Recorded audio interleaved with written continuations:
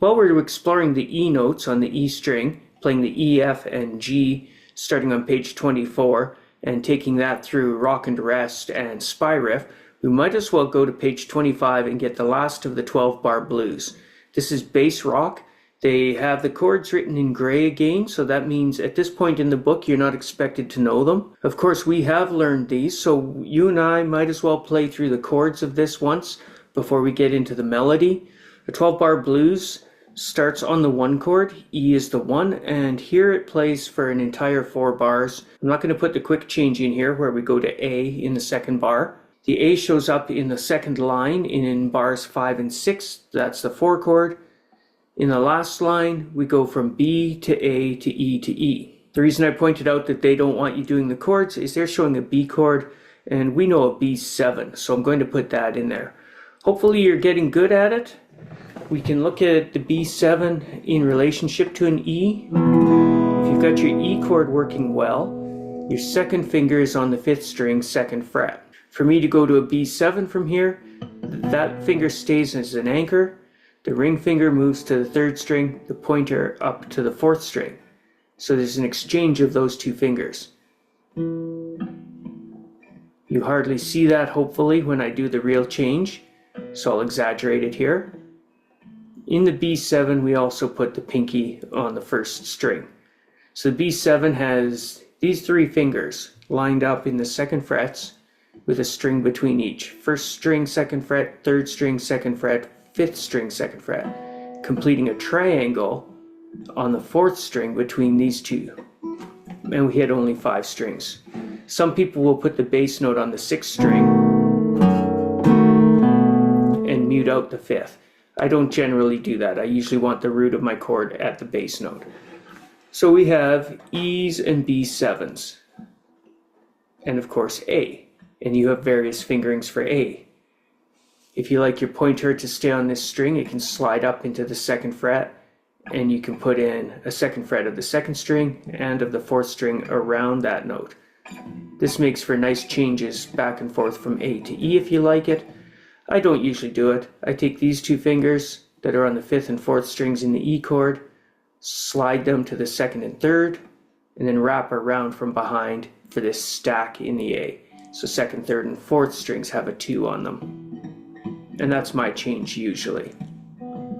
I may come from a B7 and use these 2 fingers that I had in B7 and leave the middle string open between them so it's an A7. Any one of those things may happen while you're hearing me play. I can't guarantee what I'm going to do.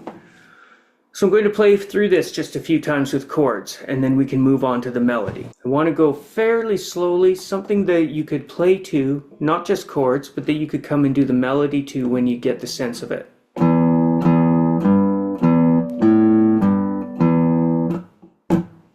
About at that speed. Hopefully I'll stay close to that tempo as we play. 1, 2, 3, 4, E. 2 more bars. A.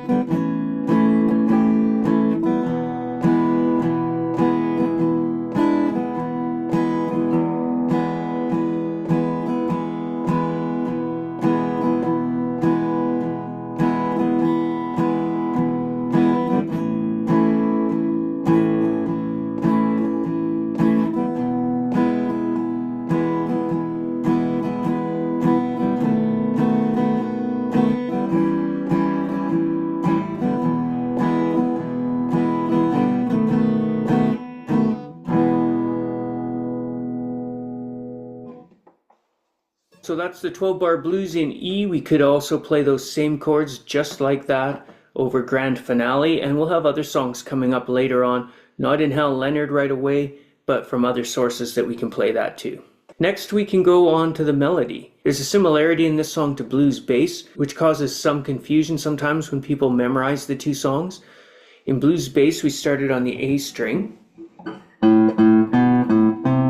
and we did that idea where we pedaled. We did two A's, a B and an A, then a C and an A. In bass rock, you see we've got our 3 ledger lines, so we're down below that 3rd ledger line for 2 E notes. Then we go up, but we're going up to the G, not to the F sharp. So unlike blues bass, we're not playing a 2nd fret note, but a 3rd.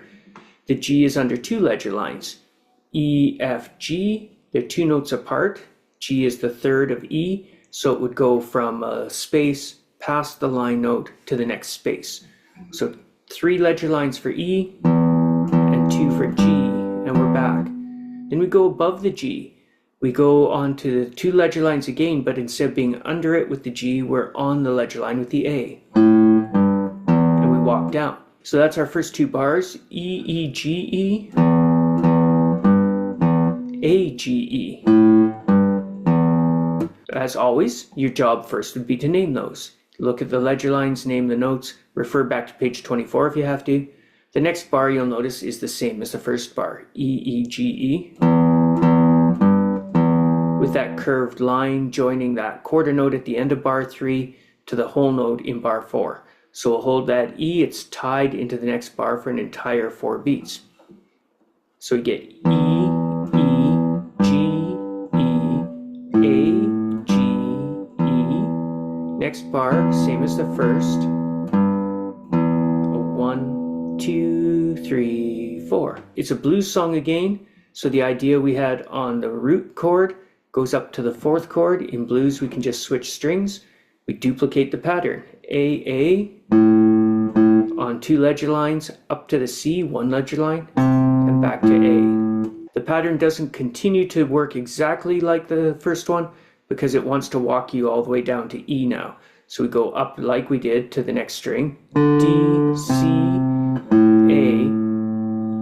In bar 2, when we did this, we rested on that note. In this bar, we keep walking, D, C, A, 2 ledger lines. Under that line is the G, so we walk down with 1 extra note. And we're on open E again.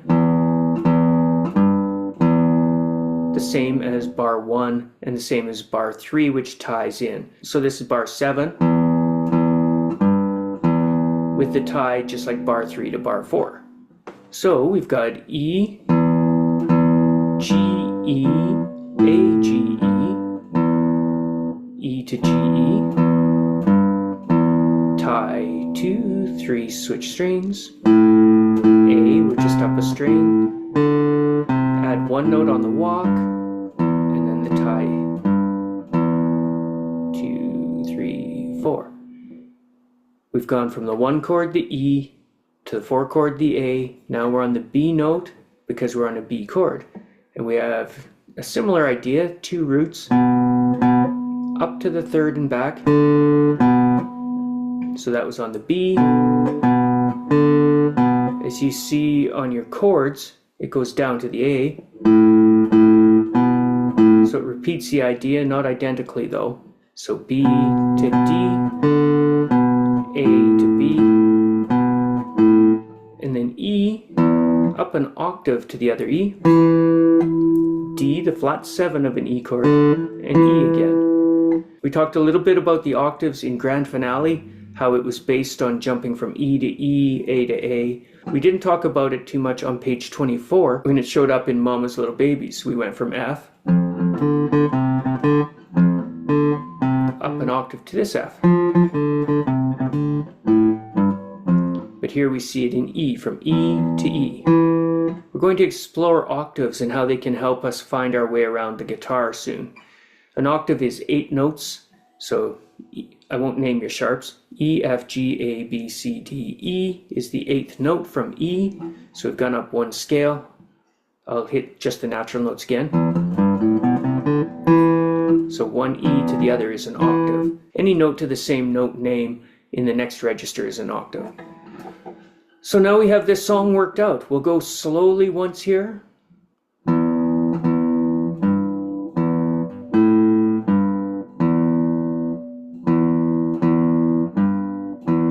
One, two, three, four, A string.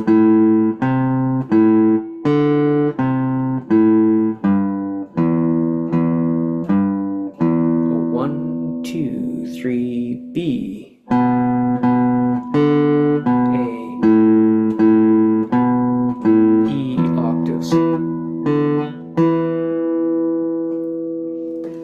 So when I was playing chords, I thought there was going to be an opportunity for me to now play this melody over those chords. Without any engineering magic, there is no such opportunity. So now I'll just try to play that melodic bass line a bit with the chords around them for a little bit of accompaniment. 1, 2, 3, 4.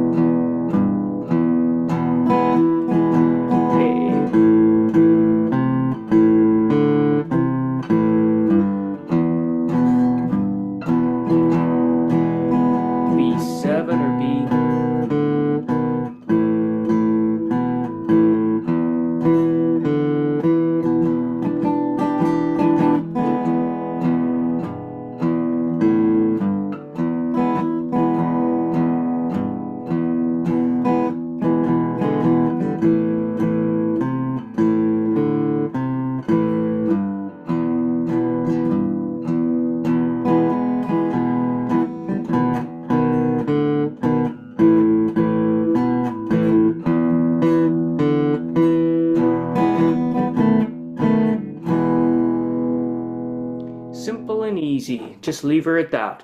Talk to you guys later. Bye.